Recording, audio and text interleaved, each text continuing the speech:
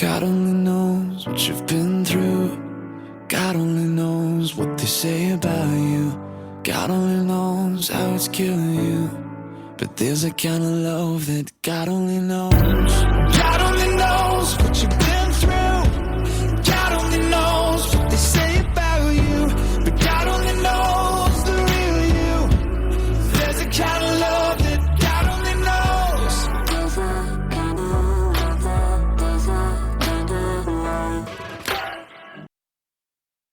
Welcome to Season 2, Episode 58 of Your Journey is Not Over.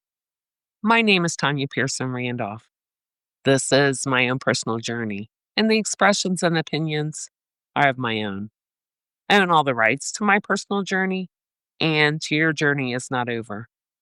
Neither are to be used, copied, or edited in any way without my consent. As I said in my last episode, what I'm about to speak on and about happened to me almost 6 years ago and was so traumatic that it completely changed my life, the way I lived my life, seemingly overnight, too. Everyone deals with what I call triggers every single day. These are things that remind us of events in our lives that caused us pain, that caused us trauma, or just memories of a part of our past that we would much rather forget. But our subconscious never forgets anything. And even though there are some people who don't even realize what actually triggers them, nor why certain things do bring about certain reactions, certain feelings, and certain emotions. Everything is brought about by our own personal experiences, our own personal traumas, our own personal journey. Some triggers come in such small, subtle ways. It can be words, a raised voice, a confrontation with others. Ways we allow ourselves to be talked to and treated by others can also trigger one to react in so many different ways, from anger to complete fear. What I now realize about myself personally is that my brain and my subconscious could only hold, carry, and store only so much trauma, so much hurt, and so much pain. And no, we don't all react in the same ways. That, in fact, gives us our own individuality, our own uniqueness on our own personal journeys. What might affect me just might not affect the next person in the same ways. Others had not traveled my journey, just like I haven't traveled their journey. Our journeys were designed and created by God for each one of us. Again, unique, one of a kind, designed by God for each of us to travel our own personal journeys. What I'm about to share was something I experienced, and that not only triggered me, and at that time, again almost 6 years ago, it brought all of my traumas from my entire childhood to the surface, every bit of it. And instead of dealing with it, I locked down. I developed anxiety and panic attacks and depression for the first time in my life. It was so severe that I quit my job, and I could barely leave my house. I would go months at a time without walking out my front door. What was done to me behind my back, without my knowledge nor my consent, is something that no one should ever have done to them. That's why there are laws, there are ethics, rules as to prevent what happened to me. And those that chose to break the law must have known already that the good old boy system in my small town would make sure there was no consequences to those that knowingly, with malice and intent, and that snuck behind my back to keep what they did so secret. What they did not only broke the law, but it violated me. It traumatized me and denied me of rights that I was in fact born with. And yes, it left me wondering for almost 6 years now who the hell these people involved thought they were. They thought since they recruited someone of power in our community to assist them, to pull this off, someone that those involved grew up with down south, that they would be covered, get by with it. The good old boy system would make sure of it in my town. And they did for almost 6 years.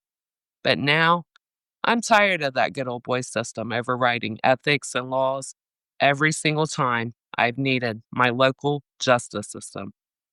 Justice should not depend on who you know, your last name, or the business you're affiliated with, who you grew up with, or who you're connected to, and also who you sleep with or knock out.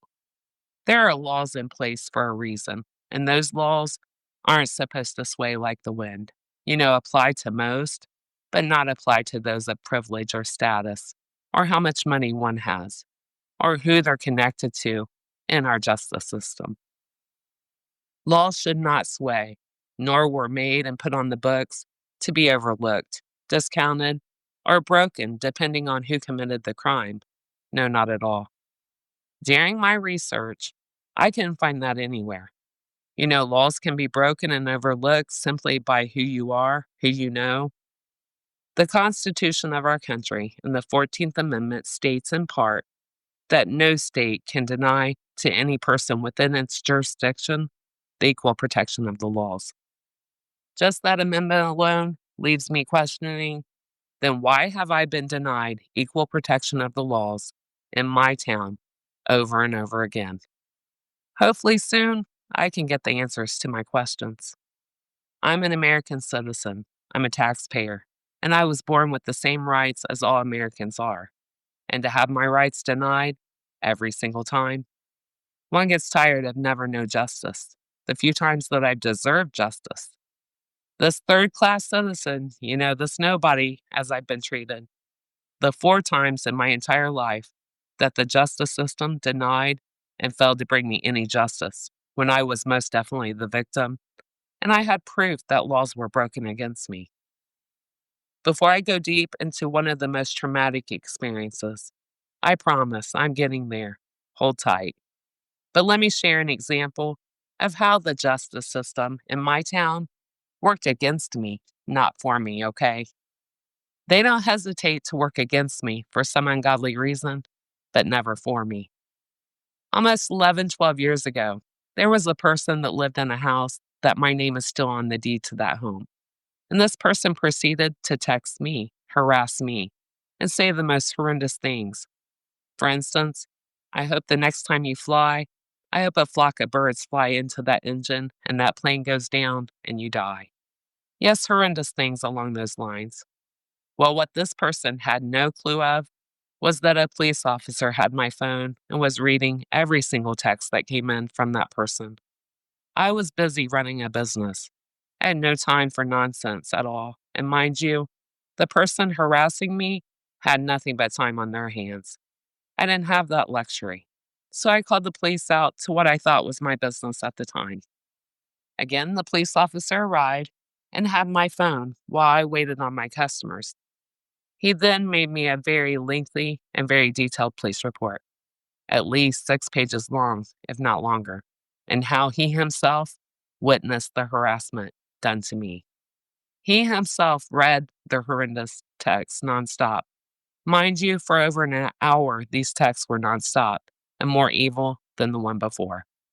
Well, the next day, I get served court papers for a protective order against me by the person harassing me.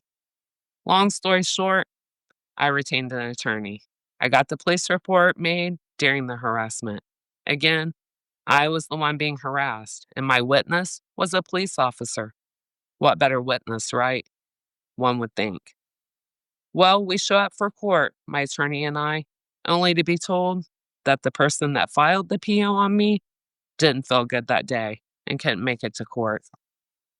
I thought a subpoena was a subpoena, meaning you must show up regardless if you feel like getting out of bed for a 9:00 a.m. court date or not.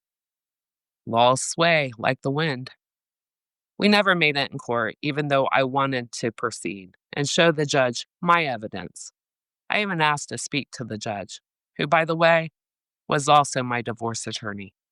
I was denied both. Well, the protective order against me got granted. Yes, it sure did. And it's still on my background record. Like I'm some violent person out here harassing people to get my kicks, to pass time, when in fact, I was the person being harassed, but was denied due process to defend myself. How does a protective order get granted when the person who filed it didn't even show up for court?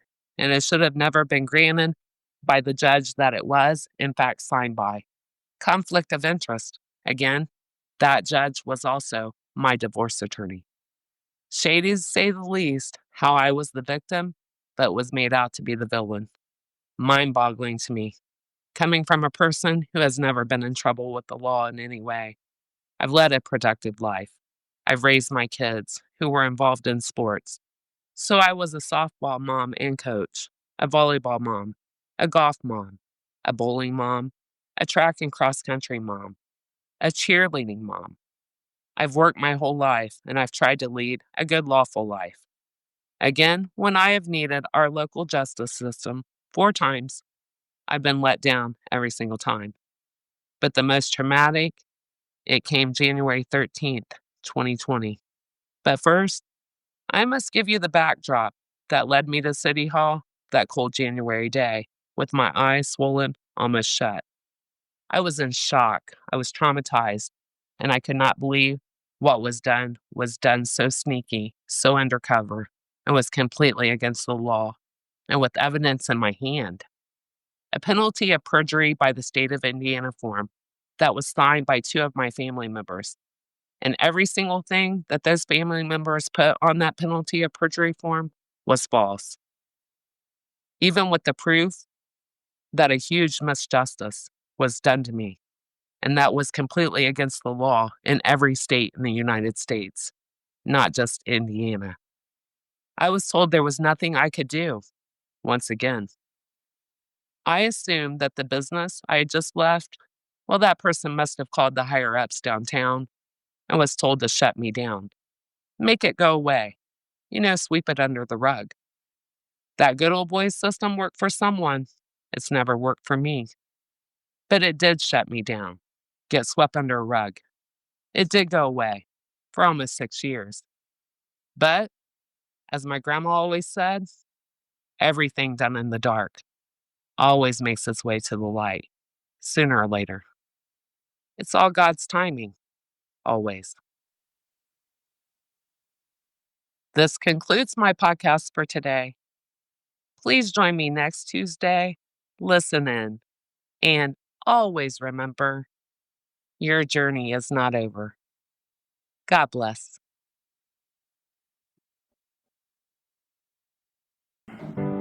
God only knows what you've been through.